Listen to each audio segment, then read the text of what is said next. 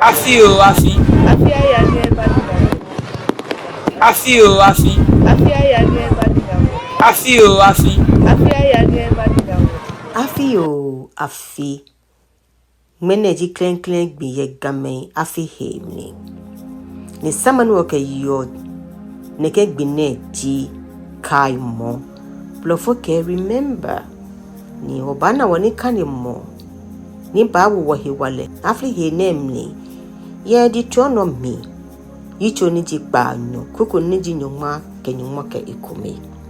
Nye baye. Ni nye truo. Nye bajie Yehowa nye nyongo le yi.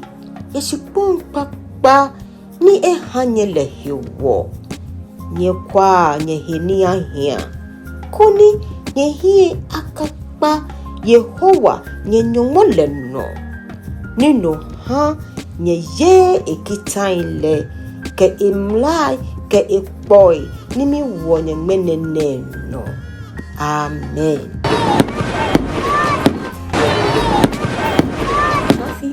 Afi Obotega afi hine. Ni samanu waka yo afi hine ji. Kaimo remember. Wobi wo yake. Many nuncho otabo ni wakai. Ye afi hine mi.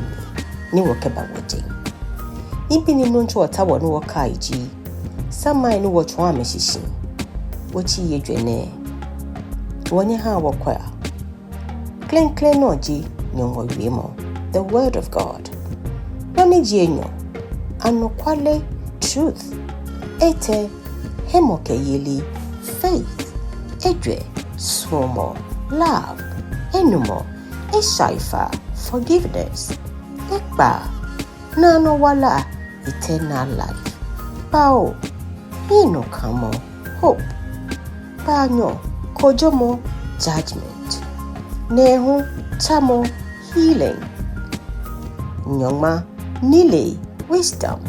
Nyongma ke kume heshiba humility. Nyongma ke enyo nona suffering. Nyongma ke ete hiemiamo perseverance. Nyongma ke edwe kunim victory. Nyongma ke enumo wo honor. Nyongma ke ekba hejole peace.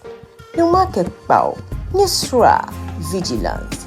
Nyongma ke banyo he affolation sacrifice. Nyongma ke nehu mishe joy. Nyongma enyo nyemo strength. Nyongma enyo ke ekome ha give. Nyongma enyo ke enyo he aya progress. Nyongma enyo ke ete he na abuamo community.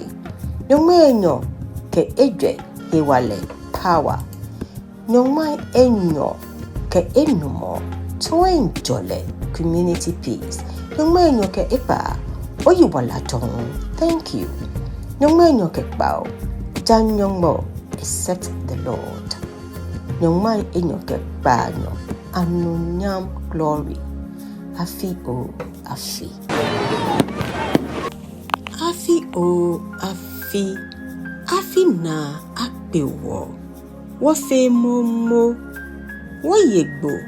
Woyagbiena. Kewo bolu kutule. Wana abakbishi. Say ni wo truano yi afa. Blow ni woke beo lemling ati. Keji wajebule. Waje yenuno. Kewo yeni wonule. Wakonji ano ajowo. Keji henyole wo dunle. Eya jiwose. Keji wona aglamale. Efe ayilo. Ke achwa akpe le wono akahimni. Panfe ni wobla. Abashwe wodudono.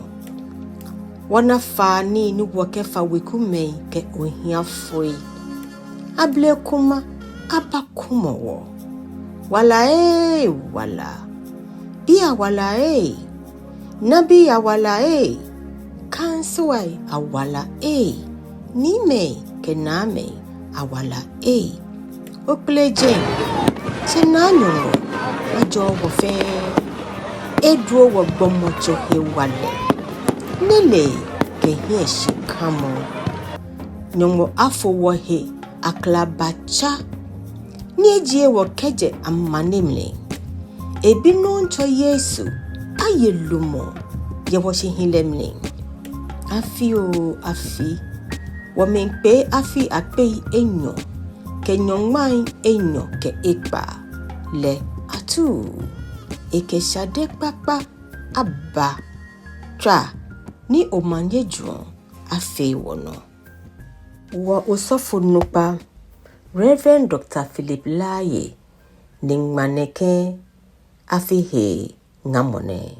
Nyongo sejigbe nojino ni wole ke afi eshe nye hawo nya jogba wo fe mo panyo aninawo afi aya ne ba ninawo afi aya ne ba ninawo afi aya ne ba ninawo alonte dinko akafote afi aya ne ba ninawo nyongo sejigbe nojino ni wole ke afi eshe nye hawo nya jogba wo fe mo panyo aninawo afi aya ne ba ninawo afi aya ne ba ninawo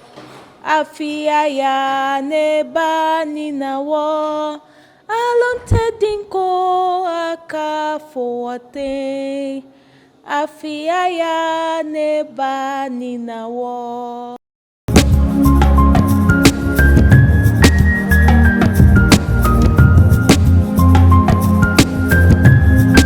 Afi o afi. Afi aya ni Happy New Year. Afi o afi. Afi aya ni Happy New Year. Afi o afi. Afi aya ni Happy New Year. Afi o afi. Afi aya